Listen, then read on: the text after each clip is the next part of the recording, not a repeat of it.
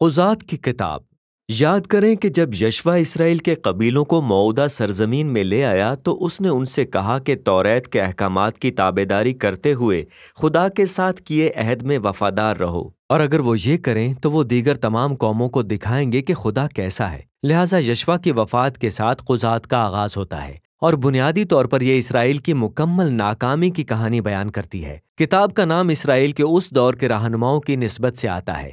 اس سے پہلے کہ ان کا کوئی بادشاہ ہوتا، اسرائیل کے تمام قبائل پر قاضی حکومت کرتے تھے۔ اب آپ کمرہ عدالت والے جج نہ سمجھیں، یہ علاقائی سیاسی و عسکری رہنما تھے، زیادہ تر قبائلی سردار تھے، اور آپ کو خبردار رہنے کی ضرورت ہے۔ قضات کی کتاب بہت پریشان کن اور پرتشدد ہے۔ یہ اسرائیل کی اخلاقی بدعنوانی کی کہانی بیان کرتی ہے، اور یہ بہت بری قیادت ہے، اور بنیادی طور پر وہ کنعانیوں سے کسی طرح مختلف نہیں ہے۔ لیکن یہ المناک کہانی مستقبل میں امید پیدا کرنے کے لیے بھی ہے، اور آپ دیکھ سکتے ہیں کہ کتاب کس طرح ترتیب دی گئی ہے۔ ایک بہت بڑا تعارف ہے جو اس صورت میں اسرائیل کی ناکامی کو بیان کرتا ہے جب وہ باقی کنعانیوں کو باہر نہیں نکالتے۔ پھر کتاب کے بڑے حصے میں اسرائیل کے قاضیوں کی بڑھتی ہوئی بدعنوانی کی کہانیاں ہیں، اور یہاں کی پیش رفت ظاہر کرتی ہے کہ کس طرح اسرائیل کے رہنما بہت اچھے سے برے اور بدتر بنے۔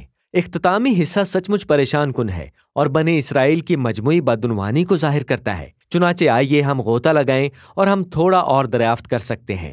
افتتاحی حصے کا آغاز اسرائیل کے قبائل سے ہوتا ہے جو ملک موعودہ کے علاقوں میں ہیں، اور اگرچہ یشوع نے کچھ اہم کنعانی شہروں کو شکست دی تھی، لیکن ابھی بہت ساری زمین پر قبضہ کرنا باقی تھا، اور ان علاقوں میں بہت سے کنعانی رہتے تھے۔ اور اس طرح باب ایک کنعانیوں کے گروہوں اور شہروں کی ایک طویل فہرست پیش کرتا ہے جنہیں اسرائیلی ملک سے نکالنے میں ناکام رہے تھے۔ اب یاد رکھیں، کنعانیوں کو نکالنے کی ساری وجہ یہ تھی کہ اس کی اخلاقی بدعنوانیوں اور بچوں کی قربانیاں چڑھا کر دیوتاؤں کی پوجا کے طریقے سے بچا جائے۔ خدا نے اسرائیل کو پاک ہونے کے لیے کہا تھا، لیکن ایسا ہوا نہیں تھا۔ باب 2 بیان کرتا ہے کہ کس طرح اسرائیلی کنعانیوں کے ساتھ گھل مل گئے اور ان کی ثقافت اور مذہبی طریقوں کو اپنا لیا، اور یہیں پر کہانی رک جاتی ہے۔ تقریباً پورے باب میں راوی ہمارے سامنے اس سب کا جائزہ پیش کرتا ہے جو کچھ اس کتاب میں ہونے والا ہے۔ راوی کہتا ہے کہ اسرائیل کی تاریخ کا یہ حصہ ابتری کی طرف لے جانے والے چکروں کا ایک سلسلہ تھا۔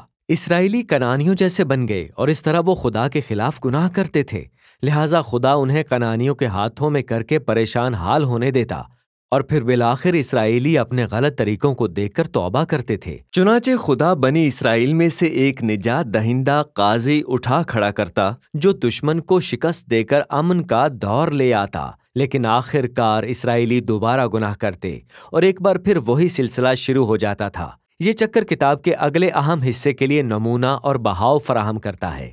یہ 6 قاضیوں میں سے ہر ایک کے لیے دہرایا گیا جن کی کہانیاں یہاں بیان کی گئی ہیں۔ پہلے 3 قاضیوں غتنیل، اہود اور دبورہ کی کہانیاں بڑی مہم جوئی پر مشتمل ہیں۔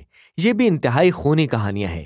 یا تو قاضی بذات خود یا پھر ان کے مدد کرنے والے لوگ دشمنوں کو شکست دیتے اور بنی اسرائیل کو نجات دلاتے۔ اگلے 3 قاضیوں کی کہانیاں لمبی ہیں، اور وہ قاضیوں کے کردار کی خامیوں پر روشنی ڈالتی ہیں جو تیزی سے بگاڑ کی طرف مائل تھے۔ جدعون بہت اچھا آغاز کرتا ہے۔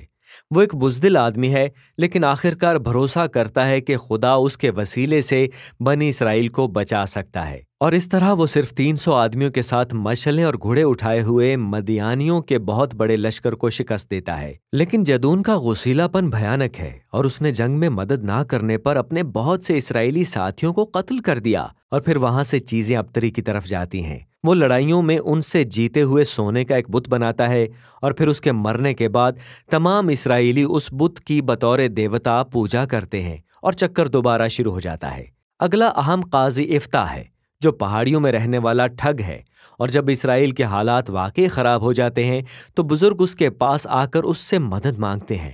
یفتح بہت مؤثر رہنما تھا۔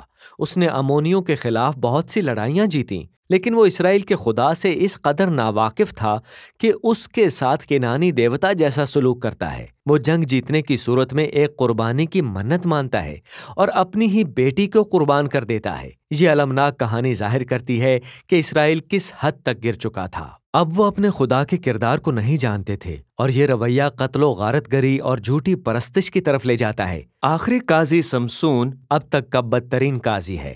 اس کی زندگی کی شروعات ایک وعدے کی تکمیل تھی، لیکن وہ اسرائیل کے خدا کی کوئی پرواہ نہیں کرتا تھا۔ وہ متعصب، پرتشدد اور مغرور تھا۔ اس نے فلسطینیوں پر وحشیانہ حکمت عملی کے ساتھ فتح حاصل کی، لیکن وہ یہ اپنے کردار کی قیمت پر کرتا ہے، اور اس کی زندگی کا اختتام ایک بڑے پیمانے پر قتل و غارت گری میں ہوتا ہے۔ اب یہاں پر ایک فوری اہم بات ہے۔ آپ کتاب کے مرکزی حصے میں ایک بار پھر مضمون دیکھیں گے۔ ان اہم لمحات میں خدا کی روح ان تمام قاضیوں کو رہائی کے وہ عظیم کام پورے کرنے کے لیے قوت بخشے گی۔ اب حقیقت یہ ہے کہ خدا ان بگڑے ہوئے لوگوں کو استعمال کرتا ہے۔ اس کا یہ مطلب نہیں کہ وہ ان کے تمام یا کچھ فیصلوں کی توثیق کرتا ہے۔ خدا سب سے پہلے اپنے لوگوں کو بچانے کے لیے پرعزم ہے، لیکن اسے ان بگڑے ہوئے اسرائیلی رہنماؤں کے ساتھ کام کرنا ہے، اور وہ کرتا ہے۔ یہ پورا حصہ اس بات کو ظاہر کرنے کے لیے تشکیل دیا گیا ہے کہ معاملات کیسے برے ہو چکے ہیں۔ اب آپ اسرائیلیوں اور کنعانیوں کو الگ نہیں کہہ سکتے، اور یہ صرف رہنما ہیں۔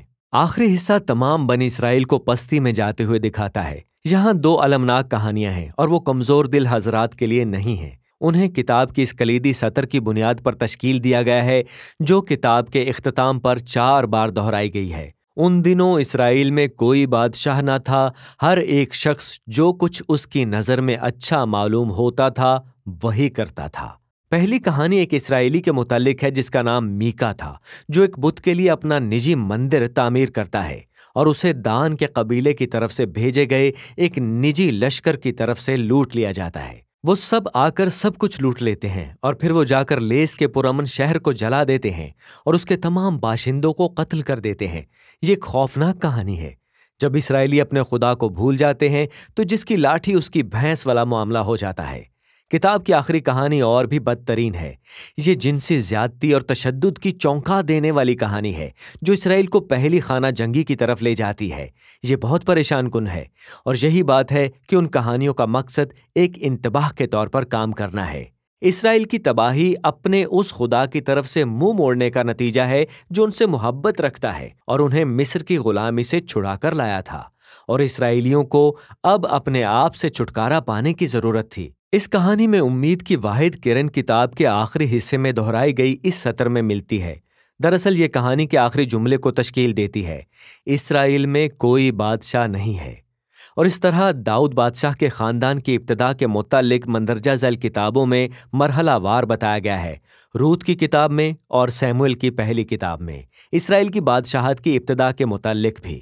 لیکن قضات کی کہانی ایک المیہ کی حیثیت رکھتی ہے، اور یہ انسانی حالت کی ایک سنجیدہ وضاحت ہے، اور بالآخر یہ ایک بادشاہ کو بھیجنے کے لیے خدا کے فضل کی نشاندہی کرتی ہے جو اپنے لوگوں کو بچائے گا، اور یہ قضات کی کتاب ہے۔